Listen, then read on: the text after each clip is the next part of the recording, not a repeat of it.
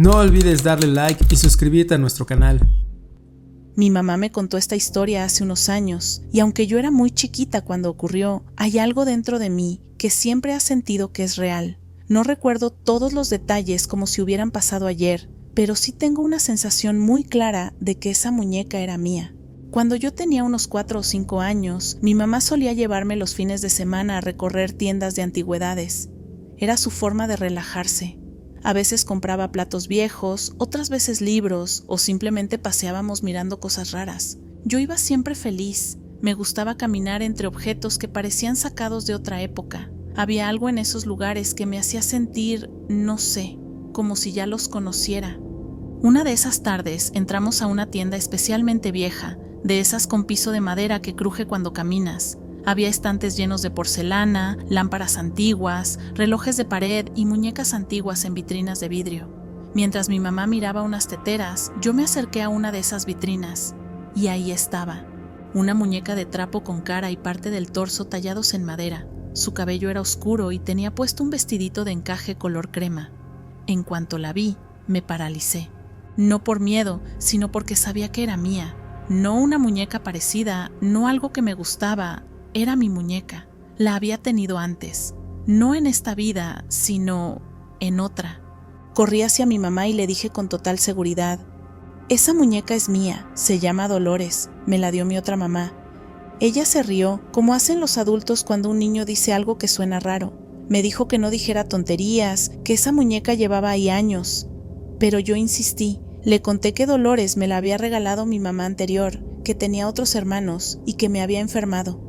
Le conté, con una tranquilidad aterradora para una niña tan pequeña, que esa vida ya había terminado, que yo había muerto y ahora estaba con ella, en otra familia. Mi mamá me miró como si no supiera si reírse o preocuparse. Le pedí que por favor le pidiera al dueño que sacara la muñeca de la vitrina. A regañadientes, lo hizo. El señor, un tipo mayor con lentes y olor a tabaco viejo, la sacó con cuidado y se la entregó a mi mamá. Cuando la tuvo en sus manos, empezó a examinarla, mirando los detalles de la madera, la tela, los ojos pintados, y fue entonces que ocurrió. En la parte trasera del cuello de madera, tallado con letras pequeñas, estaba el nombre Dolores. Mi mamá se quedó helada.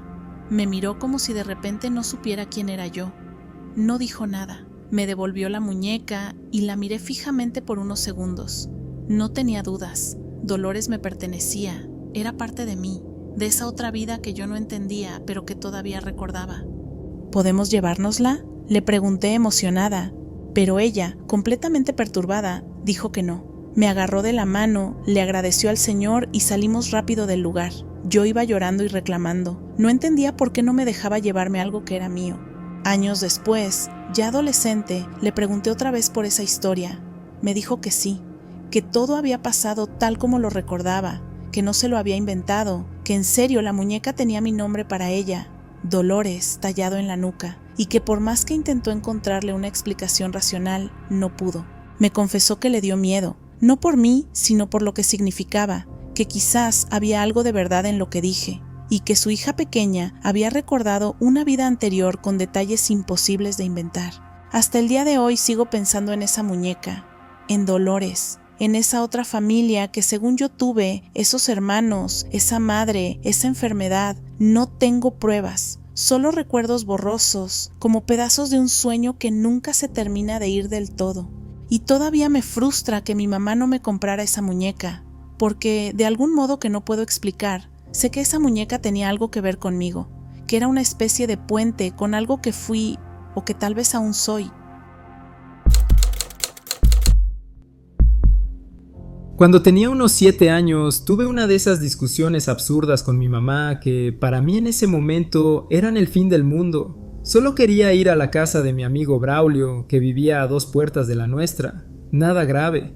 Era verano, hacía calor y nos pasábamos las tardes jugando con pistolas de agua, dibujando con tiza en la acera o intentando construir rampas para nuestras bicicletas. Pero esa vez mi mamá no quiso dejarme ir. No recuerdo si era porque ya era tarde o porque simplemente estaba de mal humor, pero cuando me dijo que no, sentí que era una injusticia monumental. Así que, en modo niño dramático total, le dije que me iba de casa, que me iba a vivir con Braulio, Ella apenas me miró, como si pensara, ok, que se te pase el berrinche solo. Y yo, muy serio, agarré aire y salí dando un portazo, como si fuera a cruzar el país, y no solo el jardín del vecino, solo que olvidé algo importante, los zapatos.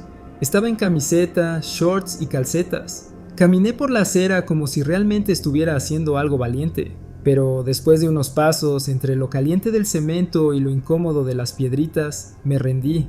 Decidí que ya había probado mi punto y que era hora de regresar. Me giré caminando de vuelta a casa, descalzo y medio avergonzado, cuando noté que la puerta estaba cerrada con seguro. Toqué el timbre. Nada. Volví a tocar. Nada. Empecé a sentirme nervioso. En ese momento la calle estaba completamente vacía, ni un alma. Y entonces, cuando me doy la vuelta para ver si alguien más andaba por ahí, lo veo. Un hombre estaba de pie al otro lado de la calle. No se movía, solo me miraba. Tenía puesto un abrigo negro largo, de esos que se ven más en películas que en la vida real, y unas Converse rojas. Lo primero que pensé fue, es mi papá. Porque mi papá tenía unas Converse rojas idénticas, y había algo en su postura, o quizás en la forma en la que me miraba, que me resultaba familiar. Así que, sin pensar mucho, empecé a caminar hacia él, pero cuando estaba a apenas 2 o 3 pasos, algo cambió. Fue como si todo se ralentizara. Sentí un escalofrío raro que me recorrió la espalda, una sensación intensa de que algo estaba mal, muy mal. Como si una parte de mí gritara que saliera de ahí. Lo miré más de cerca, y aunque todo en él se parecía a mi papá, había algo apagado en sus ojos. No mostraban emoción, ni reacción, y lo más raro de todo, no se movía, ni un paso, ni una inclinación de cabeza, nada, solo me miraba. Sin decir una palabra, me di la vuelta y corrí de vuelta a la puerta. Golpeé como loco. Al poco rato, mi mamá y mi hermano mayor abrieron. Yo estaba al borde del llanto. Les conté lo que había visto, cómo ese hombre se parecía a papá, y lo raro que fue. Mi mamá me miró confundida y me dijo, ¿cuál hombre? Tu papá está en el patio trasero con la manguera. Salieron a ver, revisaron la calle, los patios, incluso la casa de los vecinos. No había nadie. Nunca me olvidé de eso. Pasaron los años, crecí como cualquier niño. Cambié las pistolas de agua por videojuegos y los dibujos en la acera por chats con amigos. Me volví un poco más cínico, más lógico, pero nunca pude sacarme de la cabeza la imagen de aquel hombre con el abrigo negro y las Converse rojas. Y entonces, cuando cumplí 16, pasó algo que me hizo dudar de todo de nuevo. Había estado obsesionado con un videojuego llamado Watch Dogs, y le pedí a mis papás un abrigo largo como el del protagonista. No di muchos detalles, solo dije, uno largo, oscuro, tipo detective o algo así. Cuando abro la caja el día de mi cumpleaños, me quedo paralizado. Era el mismo abrigo, igual al del hombre que vi hace 10 años. Cada pliegue, cada costura, el mismo corte exacto. Y mis papás no tenían idea. Lo habían comprado porque se veía cool, según dijeron. No dije nada. Me quedé mirando el abrigo un rato largo, sintiendo cómo algo se revolvía en mi estómago. Me lo probé, me quedaba perfecto, demasiado perfecto. A veces me pregunto si ese hombre era solo una alucinación o algún recuerdo raro que inventé, pero lo cierto es que yo no sabía cómo era ese abrigo cuando lo vi por primera vez. Solo lo reconocí una década después. Hace unos años, cuando empezaba a salir con mi novio, solía pasar bastante tiempo en su casa. No era muy grande, pero tenía esa vibra cálida que solo se siente en los hogares donde hay historia. Él vivía ahí con un par de compañeros de casa y tenía montones de cosas acumuladas en estantes, fotos viejas, pósters de conciertos, libros. Todo tenía un aire a vida compartida, como si cada rincón contara algo. En una de esas tardes de domingo, después de almorzar juntos, me dio un sueño terrible. Él estaba ocupado arreglando algo en el patio, así que me recosté en su cuarto y me quedé profundamente dormida. Ahí es donde empieza todo. En el sueño me desperté como si de verdad lo hubiera hecho. Todo estaba igual. La misma cama, la misma ventana, la misma luz entrando entre las cortinas. Me levanté, fui al pasillo buscando a mi novio, pero algo se sentía raro. Empecé a caminar por la casa, pero la gente que me encontraba, sus amigos, familiares que no deberían estar ahí, incluso algunos de los míos, actuaban como si todo fuera completamente normal. Y yo les decía, Estoy dormida, esto es un sueño, tengo que despertar. Nadie me escuchaba, me miraban como si yo estuviera loca o simplemente seguían con lo que estaban haciendo. Era frustrante, esa sensación de estar atrapada fue creciendo. Todo parecía demasiado real para ser un sueño, pero en el fondo sabía que no lo era. Y entonces apareció él, un chico que no había visto nunca, parado al final del pasillo. Era como si el resto del entorno se hubiera desvanecido a su alrededor. No sé cómo explicarlo, pero sabía que él no era parte del sueño, o al menos no del mismo modo que los demás. Tenía presencia, claridad, como si estuviera realmente ahí, aunque fuera dentro de mi mente dormida. Me acerqué con cuidado. «Hola, soy Laura», le dije. «Lo sé», me respondió con una calma extraña. Lo miré con más atención. «Tú eres Joaquín, ¿verdad?». Él asintió, y en ese momento no hizo falta decir nada más. Los dos lo supimos, era la primera vez que nos veíamos, pero no había dudas. Joaquín era el mejor amigo de mi novio. Había muerto 2 años antes en un accidente repentino. Yo solo conocía su nombre y un par de historias que mi novio me había contado alguna que otra noche, sin entrar en muchos detalles. Nunca lo había visto en fotos, nunca lo había escuchado hablar, pero ahí estaba él. Nos sentamos en la sala, o al menos en lo que parecía ser la sala. Todo estaba silencioso. Joaquín empezó a hablar. Me contó anécdotas que yo jamás había escuchado antes, pequeñas cosas que compartió con mi novio, un viaje espontáneo al mar, una pelea tonta por una guitarra rota, cómo se reían hasta llorar viendo películas malas. Yo lo escuchaba sin decir nada, sabiendo que esas cosas no estaban en mi memoria ni en mi imaginación. Me pidió que le dijera a mi novio algo muy específico. «Dile que estoy bien, que no se culpe más, que estoy en paz». Sentí un nudo en la garganta, no por miedo ni por tristeza. Era como si en medio de ese sueño raro hubiera presenciado algo íntimo, un momento real entre 2 personas que se querían mucho, incluso después de la muerte. Y entonces, como si alguien hubiera apagado un interruptor, desperté. Me senté en la cama, desorientada, con el corazón latiendo a 1000. Busqué a mi novio, lo encontré en la cocina y sin pensarlo le solté. «Creo que acabo de conocer a Joaquín». Me miró raro al principio, pero cuando empecé a contarle todo, las palabras exactas, los detalles, los recuerdos que Joaquín me había mostrado, vi cómo su cara cambiaba. Me preguntó cosas como si estuviera tratando de encontrarle un fallo a lo que decía, como si esperara que me equivocara en algo, pero no lo hice. Al final se quedó en silencio, con los ojos vidriosos, y solo dijo: «Eso nadie lo sabía más que él y yo». Desde entonces no volví a soñar con Joaquín, nunca más. Pero quedó esa sensación imposible de ignorar, de que, por un momento, estuve en otro plano. No sé si era otra dimensión, si fue una especie de punto de encuentro entre mundos, o solo mi subconsciente creando algo a partir de las pocas cosas que sabía. Lo que sí sé es que sentí su presencia como si fuera real, como si él hubiera estado esperando una oportunidad para despedirse, o para entregar un mensaje que su mejor amigo necesitaba oír, y que por alguna razón me eligió a mí para hacerlo.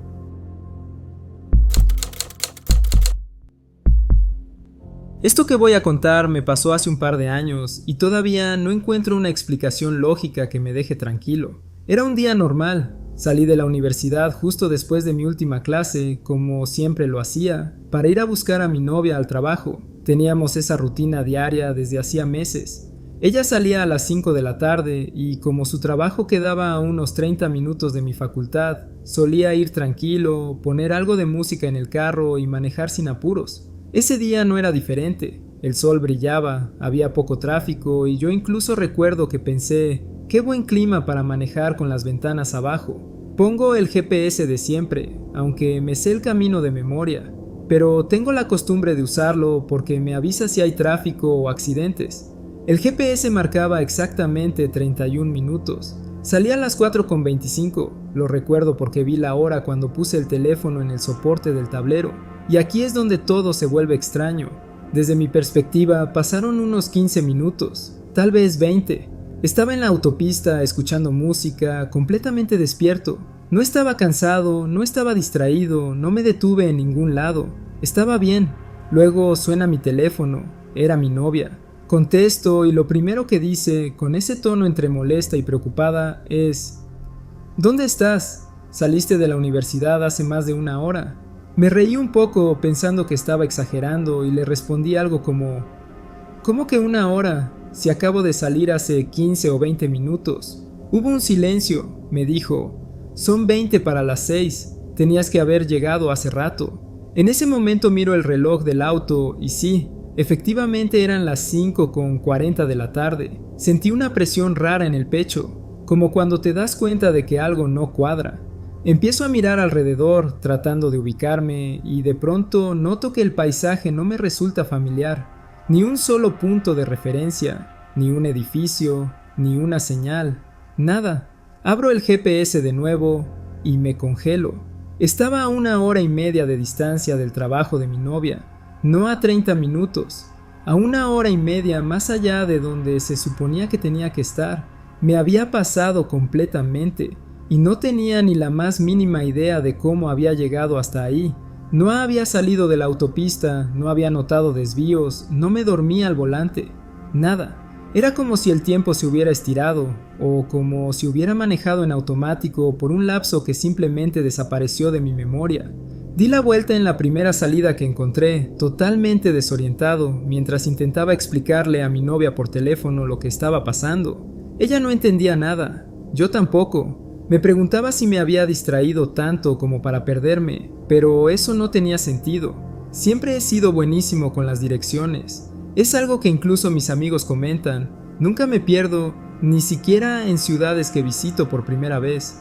Cuando finalmente llegué por ella, ya casi eran las 7. Ella me esperaba afuera, con cara de susto. Me bajé del auto y le dije: no sé qué pasó, es como si 1 hora entera simplemente se esfumara.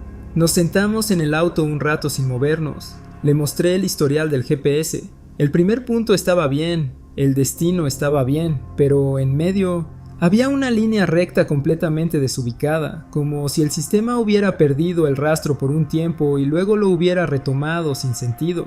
Ni siquiera había registros de paradas. Desde ese día, cada vez que manejo solo por esa autopista, no puedo evitar sentir un poco de incomodidad, como si algo pudiera volver a suceder. Como si durante esa hora que no recuerdo hubiera estado en algún otro lugar, solo que no tengo forma de probarlo. Y lo más raro, esa fue la única vez que me pasó algo así. Nunca antes ni después me he desorientado manejando, ni he perdido la noción del tiempo. Pero esa hora sigue siendo un vacío total. Ningún recuerdo, ninguna pista, como si hubiese dejado de existir durante ese tiempo.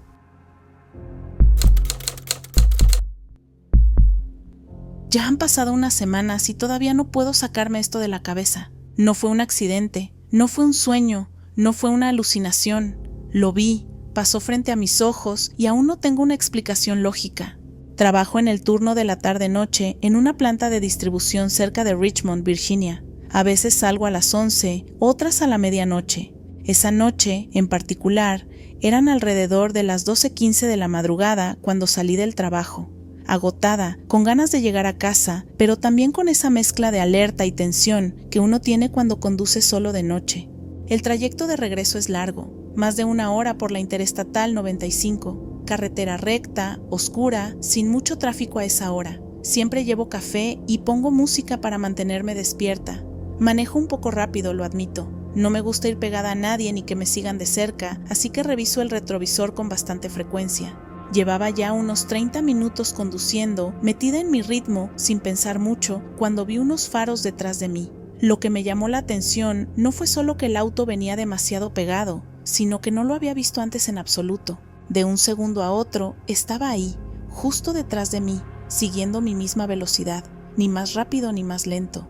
Lo reconocí al instante por la forma de los faros. Era un Dodge Challenger oscuro, de esos que tienen ese brillo raro bajo las luces. Era como si hubiera aparecido de la nada. Me incomodó. No tenía sentido. En esa parte de la autopista no hay salidas, no hay donde un auto pueda haber salido y vuelto a entrar sin que lo viera. Lo miré con más atención por el espejo. Los faros eran intensos, casi intimidantes, como si el conductor lo hiciera a propósito. Pensé en frenar un poco para que me pasara o cambiar de carril, pero decidí mirar primero hacia el frente por si había algún cambio en la vía. Volví la vista al frente por 2, tal vez 3 segundos. Cuando volví a mirar por el retrovisor, el coche ya no estaba. Nada, ni rastro, ni un solo faro a la vista. Era como si nunca hubiera estado allí. Mi primer impulso fue pensar que tal vez había salido por una rampa, pero no había ninguna. Nada. Esa parte del tramo es completamente recta y vacía por varios kilómetros. No había forma. Además, 2 o 3 segundos no son suficientes para frenar de 80 millas por hora a cero, salirse del camino, apagar las luces y desaparecer completamente. Bajé un poco la velocidad, de puro susto. Miré a los costados. No había señal de nada. Ningún auto escondido en la cuneta. Ninguna salida de emergencia. El Challenger simplemente desapareció. Seguí conduciendo, pero con una sensación extrañísima en el cuerpo. Ya no tenía sueño, se me fue por completo. El café ya no importaba, ni la música. Lo único que podía pensar era, ¿qué demonios fue eso? Esa noche llegué a casa un poco antes de la 1:30 de la madrugada. Me tiré en la cama, todavía con el ruido del motor en los oídos, el corazón acelerado y esa imagen del Challenger justo detrás de mí, como si hubiera sido un fantasma o algo peor. Le conté a mi hermana al día siguiente y me miró como si hubiera visto una película de miedo. Pero yo sé lo que vi. Estaba ahí. Y luego no estaba. He leído historias parecidas desde entonces. Gente que dice haber visto autos fantasma, personas que desaparecen por segundos y reaparecen, objetos que no deberían estar donde están. Algunos lo llaman fallos en la Matrix. Yo no sé si es eso exactamente. Pero de lo que sí estoy segura es de que esa noche algo falló, y no hay manera de que alguien me convenza de lo contrario.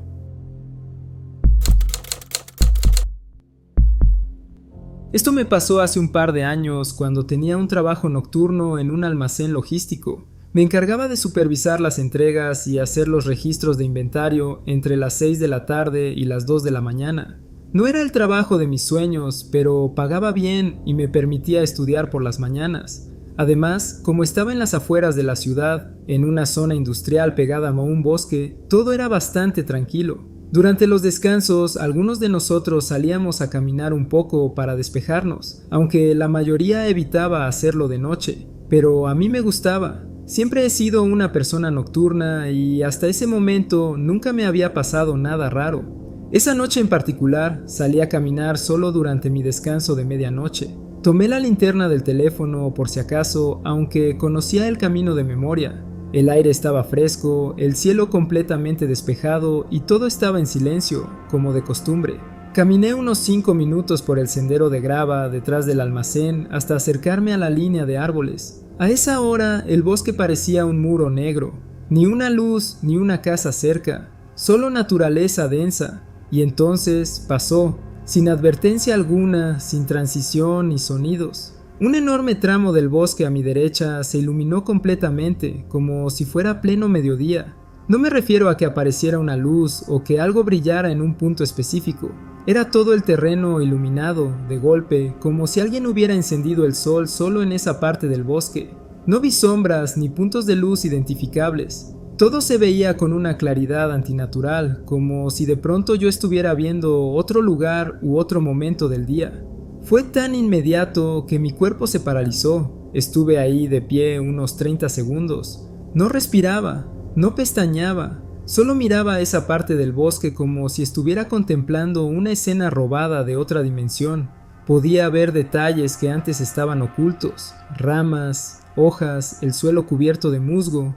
Todo perfectamente nítido. No había movimiento, ni viento, nada. Y de repente, igual que como apareció, desapareció. La oscuridad volvió, seca, total, sin el más mínimo sonido. Sentí un escalofrío por todo el cuerpo. No quise correr, pero caminé de regreso lo más rápido que pude, sin dejar de mirar sobre mi hombro. La sensación era como si algo me hubiera visto también, como si yo no tuviera que haber presenciado eso. Volví al almacén sudando, aunque hacía frío. No le conté a nadie porque sinceramente no sabía cómo explicarlo sin sonar como un loco. Pero no me quedé con la duda. 2 días después, durante el día, fui por mi cuenta a examinar el lugar con calma. Caminé el mismo sendero, me metí al bosque hasta donde recordaba que había ocurrido el evento y revisé todo. No había postes de luz, ni cables, ni caminos ocultos. Tampoco había casas cercanas. Nada. Solo árboles densos y silencio. No había forma humana de iluminar ese terreno así, y menos sin dejar rastro. Después de eso, empecé a leer sobre cosas raras que le pasan a la gente. Me topé con un término que me dejó intrigado: deslizamientos temporales o time slips. Personas que por alguna razón experimentan breves momentos donde el tiempo parece cambiar, como si estuvieran en otra época o dimensión por unos segundos. No es que viajen en el tiempo como en las películas, sino más bien que algo se filtra y lo que ven no corresponde a la hora, y eso encajaba exactamente con lo que vi. Desde entonces no volví a salir solo por la noche, ni siquiera dentro del almacén me sentía del todo tranquilo después de la medianoche. Me cuesta explicarlo, pero fue como si durante esos segundos el bosque hubiera existido en otro momento y yo simplemente tuve la mala o buena suerte de ver ese instante. Hasta el día de hoy, no sé si eso que vi fue del pasado, del futuro o de algún lugar que no debería estar conectado con este, pero lo vi, con mis propios ojos. Y desde entonces no puedo evitar pensar que hay partes del mundo donde el tiempo se comporta diferente y donde lo imposible no solo es posible, sino que ya ocurrió. Antes de terminar este video, queremos tomarnos el tiempo para saludar y agradecer a algunos de nuestros seguidores de esta comunidad de tenebrosos.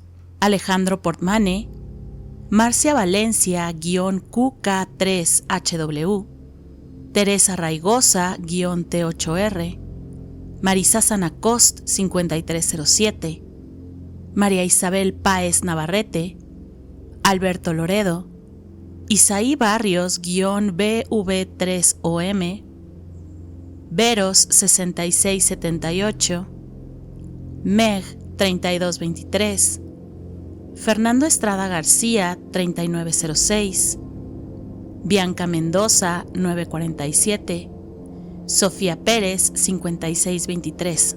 Una mención especial para Gabriel García Miranda 7846, María Elena Molina 2583, Javier Cano-W1Q, Lucía Vanessa, Andy Merengue, Stella Mendoza 7486, Selene García 8618. Gracias por su apoyo constante e incondicional. Nos emociona ver sus mensajes en cada video. Valoramos mucho su apoyo. Cada like, cada comentario, cada suscriptor y cada historia enviada nos motivan a seguir creciendo y mejorando. Gracias por escucharnos, por compartir sus ideas, teorías y por ser parte de esta comunidad de mentes inquietas. Ya somos más de 13,600 miembros de esta increíble familia de tenebrosos. Ustedes nos dan la oportunidad de continuar haciendo algo que nos apasiona. Sin su apoyo, nada de esto sería posible. Y recuerden que si tienen una historia que compartir, nos la pueden enviar a la dirección de correo electrónico que aparece en la descripción del video, encuentrostenebrososInbox@gmail.com. El multiverso está lleno de secretos y apenas hemos comenzado a descubrirlos. Nos vemos en el siguiente universo.